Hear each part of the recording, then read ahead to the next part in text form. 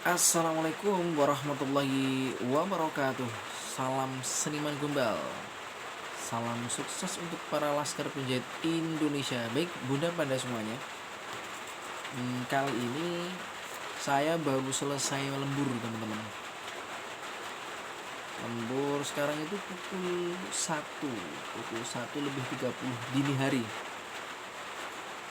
Dan kali ini saya akan membuat video konten tentang memulai tentang 5 langkah memulai usaha jahit untuk pemula. Dan jangan lupa untuk yang belum subscribe, yang baru menemukan channel ini, Seniman Gombal Indonesia, like, komen, subscribe, dan nyalakan tombol lonceng tingpong, tombol notifikasinya ya.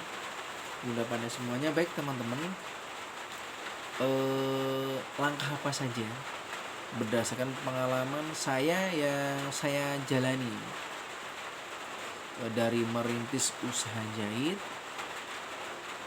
sampai sekarang membuka usaha jasa jahit. Ada beberapa langkah teman-teman. Langkah pertama yaitu niatkan dengan dalam hati sini bahwa saya niat untuk membuka usaha jahit, kita untuk mengais rezeki dengan keterampilan yang kita mulai, yaitu keterampilan menjahit tadi. Niat dengan ucapan Bismillah, ya Allah, mudah-mudahan saya membuka usaha jahit dilancarkan dan menjadi ladang pencarian rezeki, menjadi sumber rezeki, seperti itu maksudnya. Yang kedua teman-teman, mempersiapkan alat-alat jahitnya.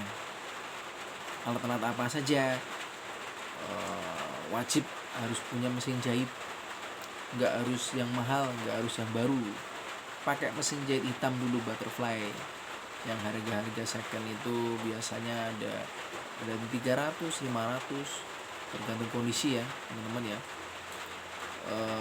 Juga kalau bisa beli obrasnya sekalian. Obrasnya juga nggak perlu yang baru. Kalau sudah dengan biaya seadanya, kita beli juga yang second, yaitu obras hitam juga, obras butterfly. Jadi satu set mesinnya mesin butterfly sama obrasnya butterfly, seperti itu ya. Yang penunjang juga, alat-alat penunjangnya mungkin kita harus punya meteran seperti ini, punya beberapa penggaris penunjang untuk mempermudah kita membuat pola, juga jarum, benang, koleksi benang dasar enggak apa-apa lah, koleksi benang, kancing, lubang kancing dan lain sebagainya, itu harus punya. Yang selanjutnya teman-teman, kita target market kita siapa? Target market kita itu misalnya nih, kita pengen target kita apa? Kita membuka permak aja? Apa kita membuat baju khusus untuk pakaian muslim, baju wanita saja? Atau pria wanita kita bisa? Kalau pria wanita kita bisa membuatnya, alhamdulillah itu lebih baik, lebih bagus. Jadi pelanggan bisa masuk semua. Bisa juga mungkin kita pengennya produksi baju atau produksi kolor lah misalnya nih, produksi kolor, nanti kita produksi, kita bikin, kita jual sendiri, kita pasarkan ke tetangga, kita jual ke teman-teman lewat media sosial dan lain sebagainya. Bisa juga, atau spray, kita produksi spray, sarung bantal 1 set, nanti kita bikin, kita pasarkan sendiri, kita jual. Itu juga tergantung target market kita seperti apa. Apa khusus untuk jasa jahit pria wanita atau jahit perempuan saja, itu tergantung kita masing-masing, kemampuan kita masing-masing. Terus selanjutnya, setelah itu teman-teman, menentukan harga. Tentukan harga kita. Jadi kita itu harus menyesuaikan juga kita ya sebagai pemula baru membuka usaha jahit, kita standarkan harga sesuai daerah masing-masing. Kalau trik saya, kalau kata bos saya dulu magang seperti ini, nanti kalau kamu bisa usaha sendiri, punya usaha buka jahitan sendiri, kalau baru buka ongkosnya jangan mahal-mahal dulu, cukup untuk buat beli kain, buat beli benang, kancing, buat bayar listrik. Yang penting kamu dapat sisa meskipun tidak banyak. Kalau kata orang Jawa itu, kita itu nyari jeneng dulu sebelum nyari jenang. Maksudnya itu kita itu nyari nama dulu biar kita bisa dikenal, biar kita lebih luas dikenal sama orang.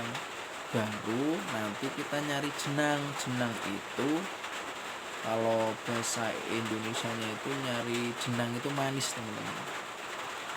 Jadi kalau kita sudah punya nama, punya jenang tadi, baru kita jenang itu ngikut, hasilnya nanti ngikut. Kalau kita sudah punya nama, dikenal orang, harga tadi menyesuaikan, bisa kita tentukan sendiri, bisa untung banyak atau standar.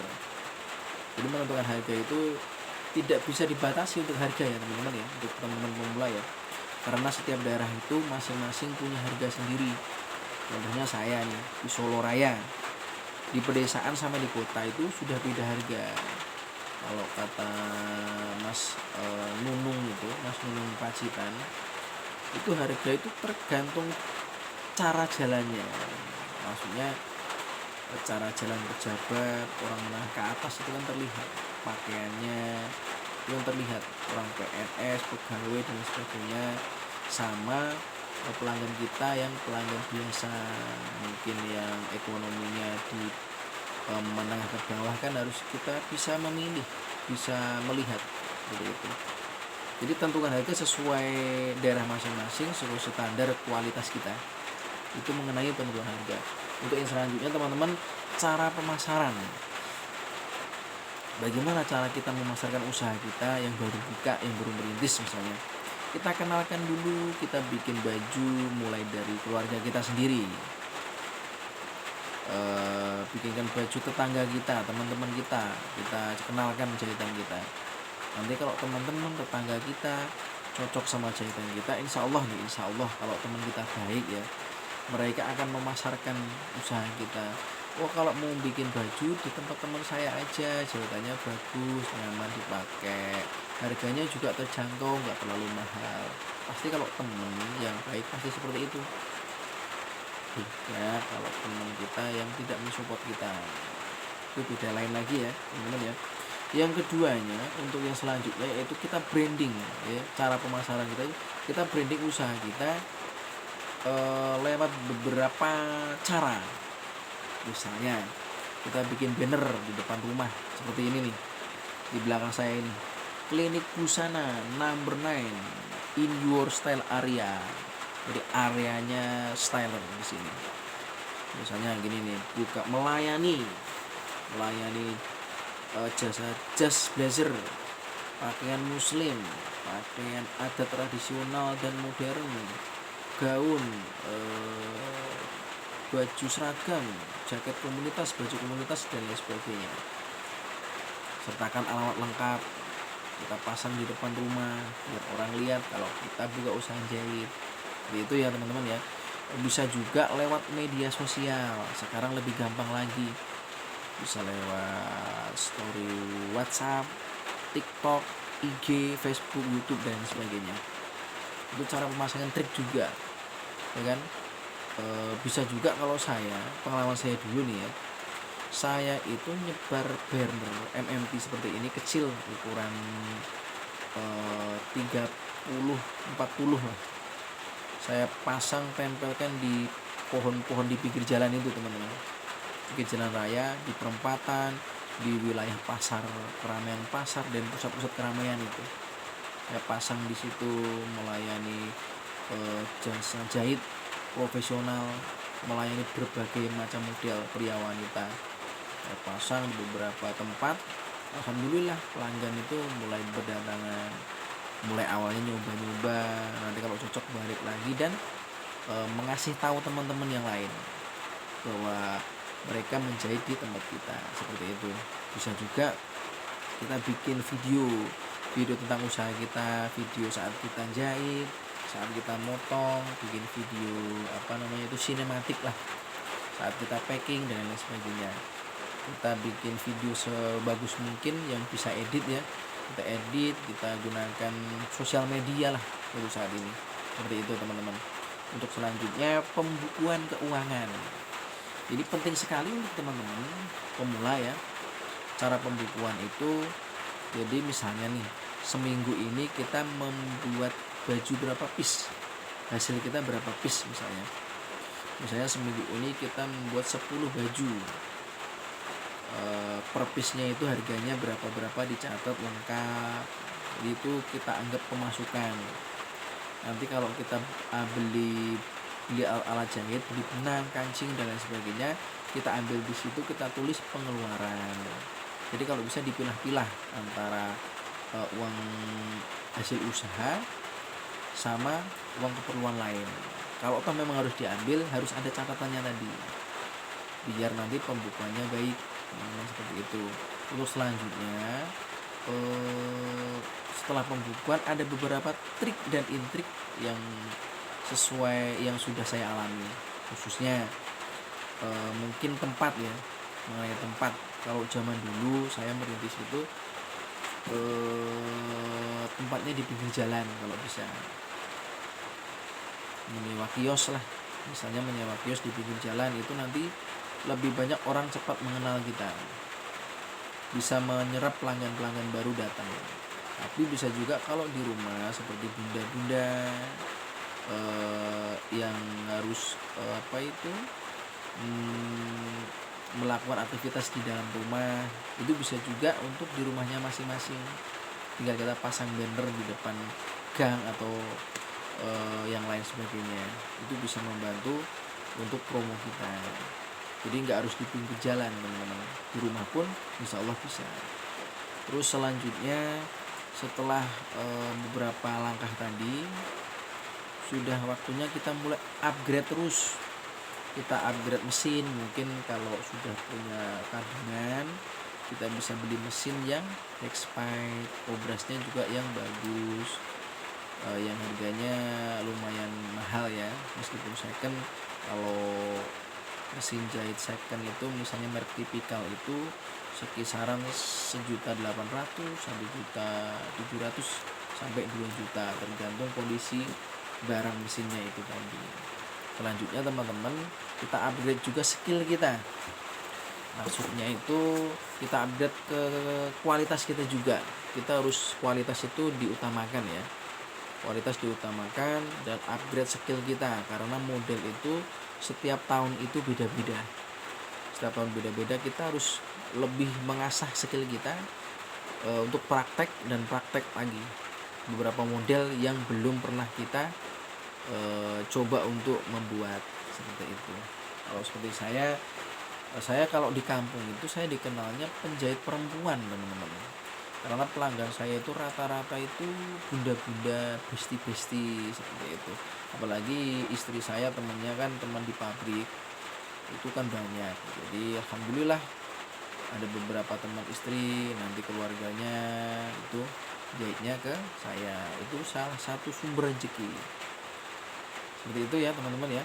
Untuk selanjutnya, kita bagaimana cara komunikasi kita kepada pelanggan.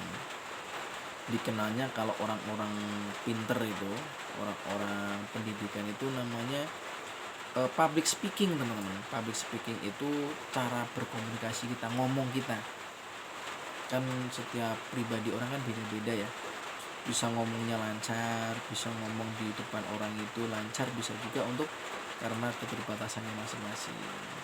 Itu tidak bisa dipungkiri, minimal kita bisa komunikasi sama pelanggan kita, seperti itu ya. Ke pelanggan itu ramah tamah, sumeh kalau bahasa Jawanya, Monggo ibu, bunda, bisa dibantu, mungkin mau jahitin apa, modelnya apa, diukur atau pakai baju jadi seperti itu dan lain sebagainya. Itu namanya komunikasi, public speaking. Kita harus belajar ngomong, komunikasi yang baik kepada pelanggan. Jangan sampai terjadi miskomunikasi.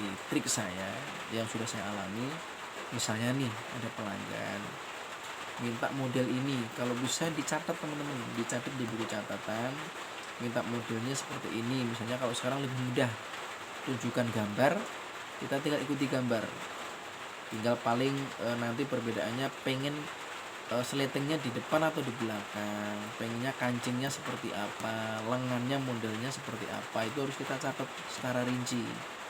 Jadi nanti kalau setelah sudah jadi baju itu, pelanggan kita mungkin pernah ya, kalau saya pribadi itu komplain, kok kancingnya di sini mas, kok mancetnya kayak gini. Jadi kalau pelanggan kita komplain seperti itu, mungkin pelanggan kita juga lupa, tapi kita sudah punya catatan nih, catatan tadi bahwa kancingnya minta belakang, sudah ditulis tanggalnya lengkap, mansetnya seperti ini, model kancingnya seperti ini. Jadi rinci, biar tidak miskomunikasi saat akhir setelah baju sudah jadi. Itu biar tidak terjadi keruwetan yang berkelanjutan, itu berbahaya. Komunikasi yang baik tadi harus dijaga ya. Terus minta saran, minta kritik dan saran kepada pelanggan kita. Misalnya nih ada beberapa konsep juga, mungkin menerapkan fitting itu kita pelanggan kita suruh nyoba baju di lokasi jahit kita sediakan tempat ya kan, untuk fitting tadi, mencoba baju. Mungkin kalau fitting di tempat lebih akurat lagi. Jadi kalau ada kekurangan, pelanggan kurang ngepres, pinggangnya kurang ramping, bisa kita perbaiki langsung. Itu kelebihannya kalau kita menerapkan ilmu fitting. Kalau tidak ya paling nanti kita minta saran dan kritiknya, bunda, mbak, ibu, nanti kalau ada kurangnya, kalau ada yang kurang pas nanti bilang WA atau gimana, nanti kalau bisa diperbaiki kita perbaiki, seperti itu. Jadi ramah, jadi komunikasi yang baik untuk agar pelanggan itu nyaman sama kita. Jangan judes.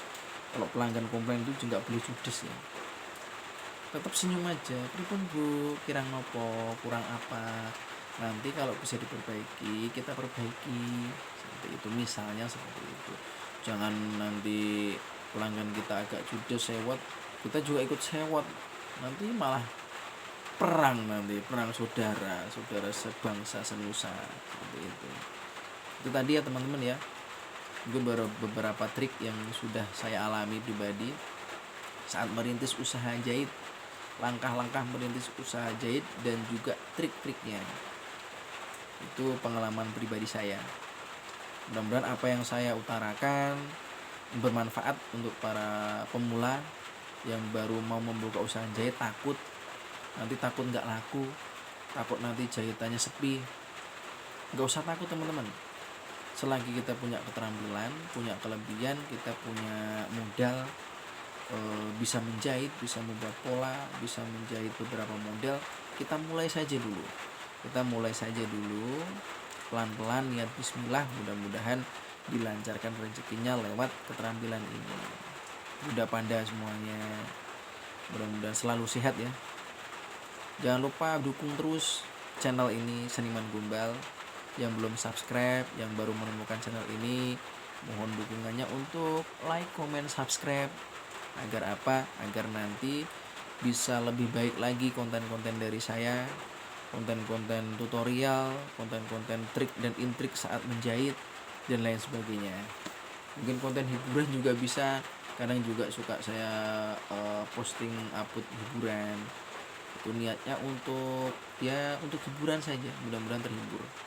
Jangan lupa dukung terus dengan cara subscribe, sebanyak-banyaknya sebarkan ke teman-teman kita. Mudah-mudahan bermanfaat. Salah kata, salah ucap dari saya, mohon maaf yang sebesar-besarnya. Semuanya demi eh, saling berbagi pengalaman biar lebih akrab lagi. Jangan lupa komen di bawah, mungkin mau kenalan, mungkin mau bertanya dan lain sebagainya. Kuatkan ukhuwah sesama penjahit. Salam Laskar Penjahit Indonesia, tetap semangat. Salam Silman Gubal. Wassalamualaikum warahmatullahi wabarakatuh.